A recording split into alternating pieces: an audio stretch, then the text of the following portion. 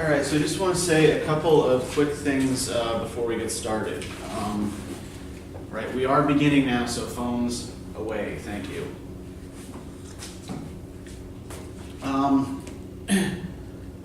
Those of you who turned in drafts, right, the feedback is there. It's ready in Georgia View, so you can go and look at it whenever you feel appropriate. I have decided to revise the due date for the paper to...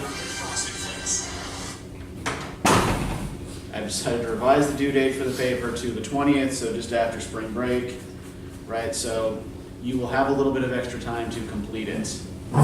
Now, from those of you who did not submit a draft, right? I'm not taking a draft of this paper after Thursday.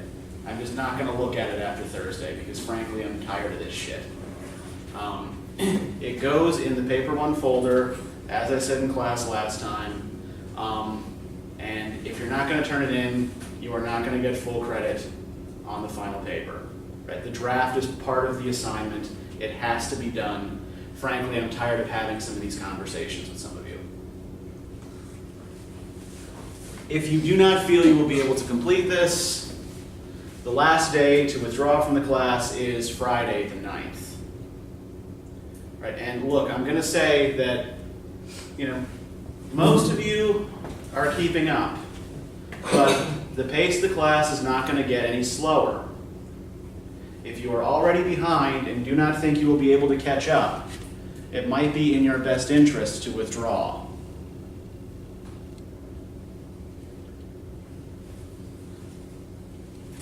All right, so does anybody have any questions about any of this? Yeah, Chase. So if you already got feedback for the rough draft, can we revise it and turn it in again? Or is any way you can fix that grade? Oh, you don't have, okay, you don't have a, if you turned in the draft, you're okay right now. You don't have a grade yet because it's the draft, it's not the final paper. You don't have a 0 on it. Oh my God, okay. No, it's just, okay, yeah, Georgia View automatically fills in a 0 if I don't have a grade, or is that what happened? Yes. Okay, no, you did not get a 0 on the paper. No one who turned in a draft got a 0 on it or is getting a 0 on it. Yeah, that's just, you don't have a grade yet. So yeah, but yeah, if you want to keep revising before the due date, if you want to show me another draft, that's okay. You'll probably have a better paper at the end if you do that, and it will certainly, your paper will be stronger for going through a more revision process, but I need to see at least one draft from everybody. Any other questions?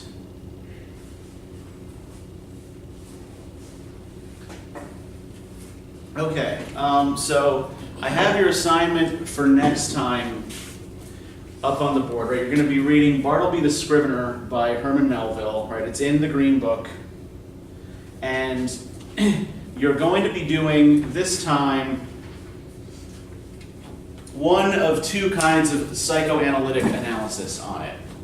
So you can psychoanalyze a text the way an analyst examines a person, right? I have a couple of handouts, well actually just one handout here. It occurred to me that I could save a tree or several by just double-siding these. So yeah, there are some literary critics who approach texts from the point of view of the psychoanalyst. And we're going to be looking at two of those approaches. Right, so we're going to start by talking a little bit about the Freudian approach. I will tell you a little bit about the Lacanian approach as well, and then you will break up into your formalist and structuralist groups to talk about girl, okay? So we're going to start with Freudian because that's the earlier theory, right? So one thing to note as you're doing psychoanalytic criticism, and this goes for Freud and Lacan both, right?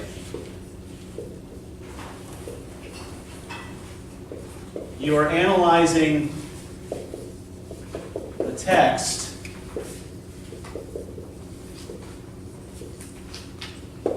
not the author. Right?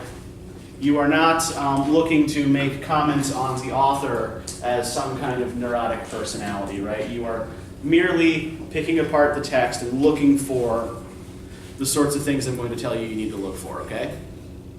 Right, so this is going to be a thing to remember in general as we go through these, that by and large, the author's opinions aren't that important for these kinds of readings. Okay, so the first basic assumption a Freudian critic makes, right, is that art is created by a process that is very similar to dreaming.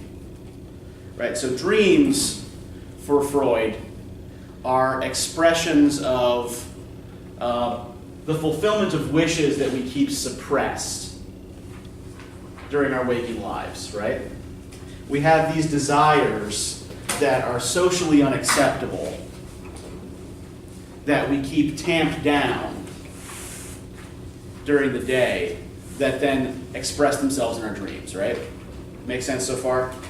Everybody still with me? Okay. So, these wishes, which are often but not always sexual in nature, come into conflict with the artist's internal censor, right? Which sort of steps in and tells you, it's like, hey, wait a minute, no. If you express this publicly, right, if you let people know that this is the thing you want to do, you will be mocked and shamed and cast out, right? So, do not say this, do not do this. So, these desires are repressed into the unconscious mind, but they resurface in a disguised and distorted form, right? So, everything in a dream relates back to or sort of symbolic of some kind of repressed desire. So a Freudian critic would say the same thing is happening in a work of art or a literary text. That everything in that text is a sort of distorted form of a repressed desire or a repressed fantasy. So for Freud, the artist possesses a greater than normal ability to sublimate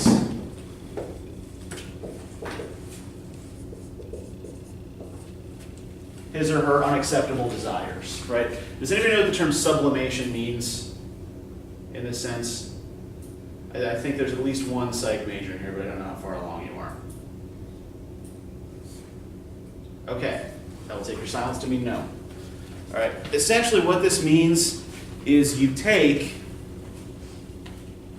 the repressed sexual energy from your sort of repressed fantasies and you channel it into something else, right? You channel it in some other direction that is more productive, right? So you redirect these energies from their origin in conscious sexual instincts towards higher non-sexual goals like the composition of a poem or the painting of a picture.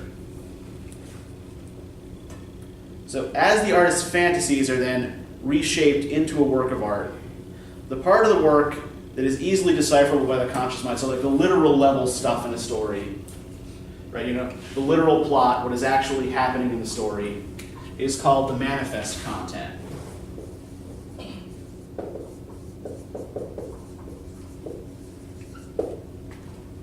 The repressed fantasies that the manifest content represents is called the latent content.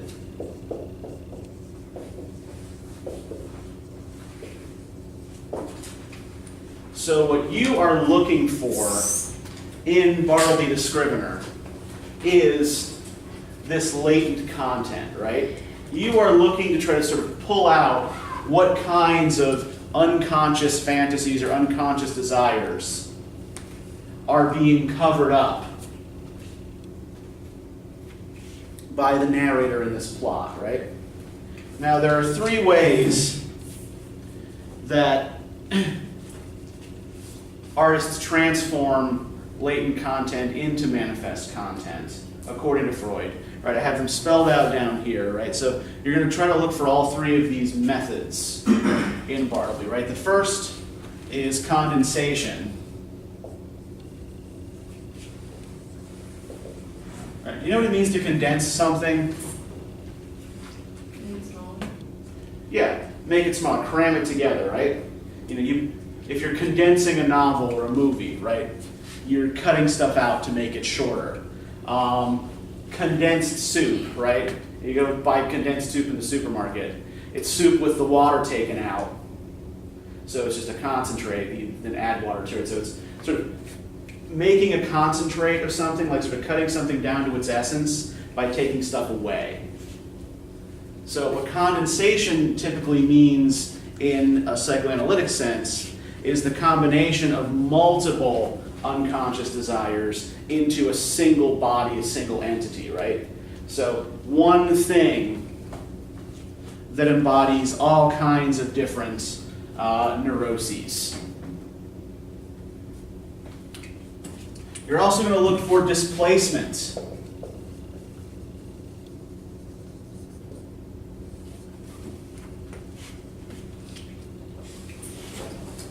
When I was a kid, I played a lot of Dungeons and Dragons, and there was a monster in the game called the Displacer Beast. And the Displacer Beast is this sort of panther-like thing with tentacles, because why wouldn't it have tentacles? That its real power and danger is that you never see where it really is. Right? It projects an illusion of itself in one place, so you're always attacking the wrong thing, right? While the invisible self, the invisible monster is actually coming after you from the other side. Displacement in a psychological sense works kind of the same way, right? You're taking your object of desire and performing some sleight of hand, right? Misdirecting your reader by substituting that unacceptable desire for one that is acceptable to your conscious mind, right? So you're going to want to look for examples where the narrator, the text, seem to be displacing, right? Substituting something acceptable for something unacceptable. Something visible for something invisible. And finally,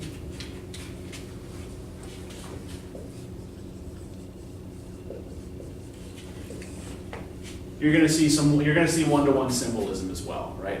Where there are objects in the manifest content, characters in the manifest content that straightforwardly represent unconscious fantasies or desires, right? So these are the three things that you're going to look for in Bartleby to try to pull out this latent content. Yeah, Cindy. For displacement, is it usually like a word or a whole phrase? It's not. Well, none of these are going to be just a single word or phrase, right? What you're going to be looking for probably is characters, actions, motifs, right? In particular, look for places in which the narrator expresses what he wants out of life, or what he says he wants out of life. And think about ways he might be sort of misdirecting, right? Not just misdirecting you, but also potentially misdirecting himself in order to make what he wants socially acceptable. And remember too, like, while Freudian fantasies are often sexual, they aren't always sexual, right? Any kind of desire that would be considered socially unacceptable is fit for repression. And yes, I will say that I do understand that in the psychological community, Freud's ideas are no longer taken all that seriously, but I still want you to learn how to do this. Okay? I'd also like to remind everybody that we do start at 9:30, not at 9:45.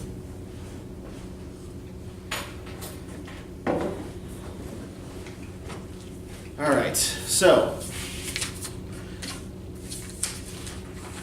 anybody have any other questions on Freud? Okay, then you will note that I assigned those of you who did structuralism for today to read in a Lacanian fashion next. If you're going to do Lacanian psychoanalysis for next time. And the reason for this is that Lacan is influenced heavily both by Freud and by structuralism.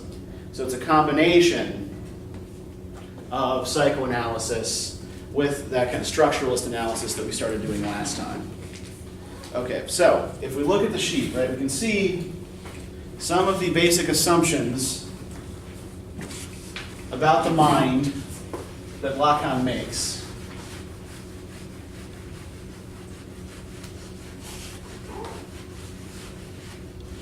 So, like Freud, he believes that, we have an unconscious mind that we sort of repress things into, right?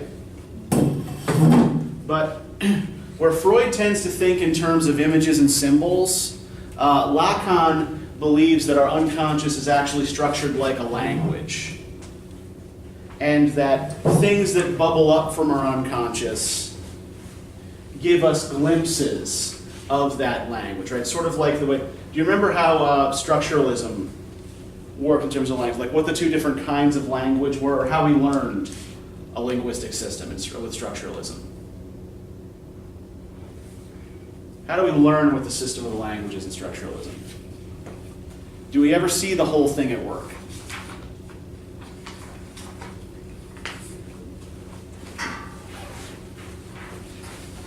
Yeah, Mackenzie. About utterances? Yeah, even if you're completely fluent in a language, right? You never glimpse the whole picture, right? All we learn a language through utterances, right? Through single uses of language, right? Or I made that comparison last time. I mentioned to a language being like the game of chess. The rules and the possible moves and everything you can do in the game, right? The system of the game. Whereas an utterance is like a single game of chess, right? You learn to play the game by playing it, right? And each individual game teaches you new things about the system. So Lacan would argue that your unconscious mind actually works the same way. That it is structured as a sort of big system, like a language, and you get little glimpses of what that system looks like over time, right? Our consciousness is not sort of pre-existing or preset when we're born, but is constructed through our use of language. Mostly by moving us through 3 stages of childhood development, right? The first stage of childhood development he calls the imaginary. Now, in the imaginary stage, you are unaware of your difference from other people, objects, whatever, right? You do not yet have a sense of your own subjectivity, right? Your own individual personhood, right? As far as you are concerned, you and mommy, who gives you love and food, are one, are part of the same body, are part of the same person. And anyone else you come into contact with is also part of the same whole, right? You don't distinguish between yourself and others yet. Now, you learn mostly through people speaking to you and at you to distinguish your own individuality gradually in what Lacan calls the mirror stage. Right? He calls it the mirror stage because you learn that you're different from other people largely through reflection, right? Largely through your interactions with the way they treat you, the way they speak to you, the way they look at you, the way they try to teach you, right? So you begin to understand yourself as something separate from others, right? You recognize your own image in the mirror. Now, once you're through this mirror stage and you have attained individual selfhood, you enter what Lacan calls the symbolic. Right, so as you learn to use language rather than learning about yourself through the language people use about you, then you start to learn where you rank in society, right? In your family, in the broader society you're a part of, right? You begin to learn what your place in the order, in the general social order is, right? Mostly sort of through being told. And this works largely, like in structuralism, through binary oppositions. Right, so if you're doing a Lacanian reading of a text, you want to pay attention to binaries just like you do with a structuralist reading, right? Now, can anybody remind me what we mean when we talk about binary oppositions?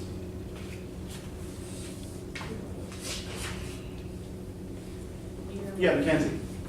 Or, Cammy, you started, sorry. Well, you have a pair of like two words, but they're opposite to each other. Yeah, and would any pair of opposites fit this definition?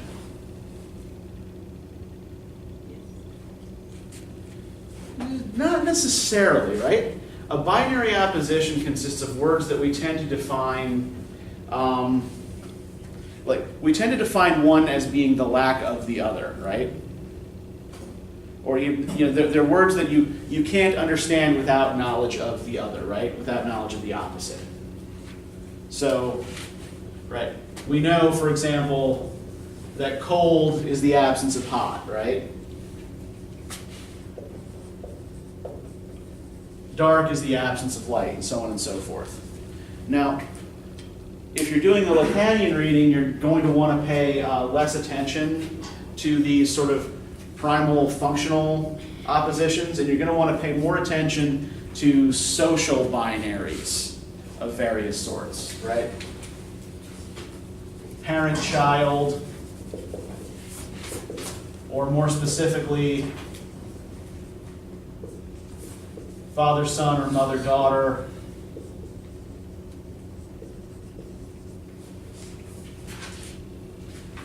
Insider, outsider.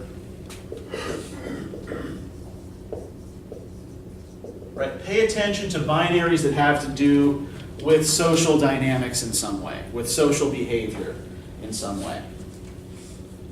Now, the symbolic, according to Lacan, is dominated by what he calls the law of the father.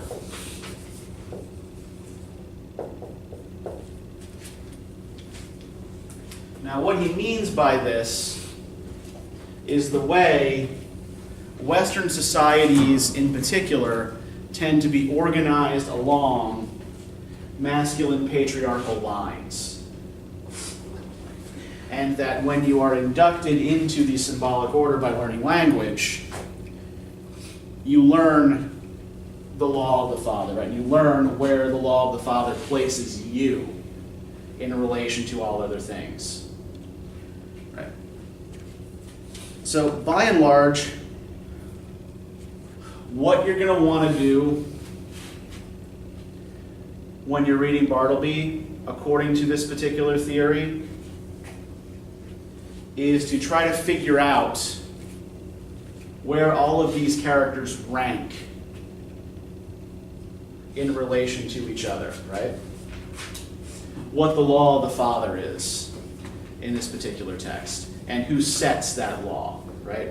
Who wields the supreme authority in the text, and how do all of the other characters relate to or revolve around him, right? And you're going to be looking for these kinds of sort of socially related binaries. You're going to be looking for ways in which characters differentiate themselves from others.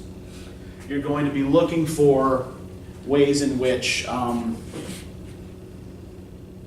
characters try to bridge those gaps of differentiation as well, right? For Lacan, the goal, the thing we're all trying to do, is get back to the imaginary, where we're one with all things, where where we no longer think of ourselves as sort of separate or divided. But this is also an impossible goal. So we're constantly striving to get at, striving to achieve a desire that we will never reach, right? Something we'll never be able to do. So look for signs of that striving as well. All right, anybody have any questions about Lacan?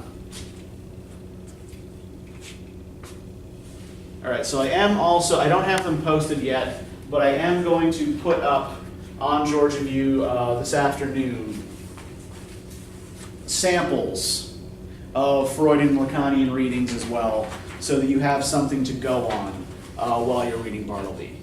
And what I want you to be doing with these theories, right? I want you to try to model the literary reflection pieces you're going to start doing on these theoretical structures, right? I want you to try to use these structures to come up with some kind of mini thesis about each of the texts that we're reading. Right, now what this will do, right, the reason I want you to do this is because it's been my experience that the biggest stumbling block for a lot of students when they start studying literature is that they feel like they don't know what to say about it beyond plot summary. Right, so what I'm trying to give you here is a set of toolkits and perspectives that you can use to find something to say about these texts. And most of these can also be applied in other contexts, right? They don't have to be applied to literature. What else was I going to say about this? Right, so you're going to be using these to come up with mini thesis statements. The literary reflections will be about 500 words each, much like the philosophical reflections. So they're short, right? Roughly 2 pages, double spaced. And yeah, that is sort of the end goal. So anybody have any questions? So with the last one, we have to write the thesis? Yeah, you will eventually have to write a research paper on one of the literary texts, right? Okay. And one thing that this will do, right, is model approaches you can take to that research paper, right? Different perspectives you can look at a text from. You can decide maybe, which one you're comfortable with, which one fits. And look, the other thing I want to say too is like, I get that by and large you guys have never done this before, right? So, I'm not expecting professional level or graduate student level work out of this way. I want you to try it, right? I want you to give it an honest shot and do the best you can. And, I am, fully taking into account that you guys are freshmen and sophomores in a composition class who have not done this before, right? So just, give it a shot, be patient, try it, and see what you can come up with.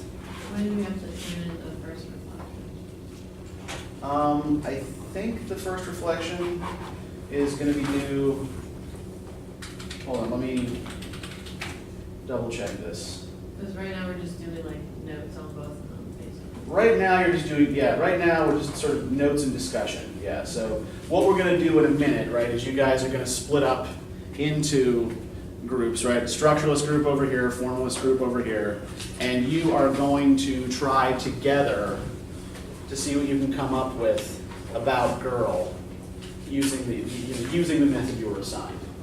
And we'll do a similar thing next time, right? Now, here's another thing that's right. Girl is really short, right?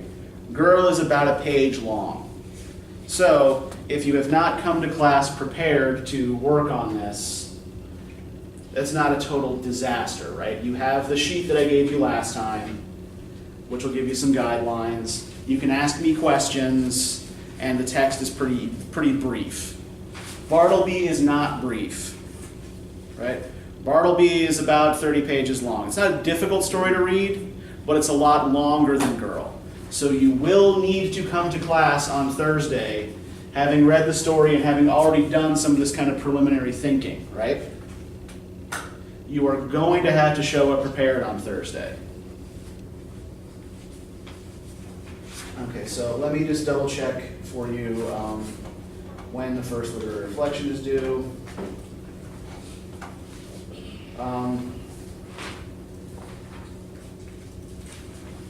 It might technically be due this Friday, but if that is the case, then I will say, get it to me the Friday after spring break. We'll Okay. move back to that.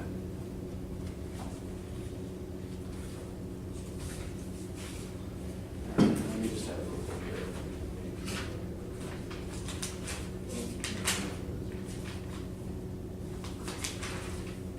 here. Okay, yeah, the first one is going to be due, the current due date is the 20th, which is the same day your paper is now due. So let's say first literary reflection will be due on the 22nd, okay? What the hell did I do with the marker?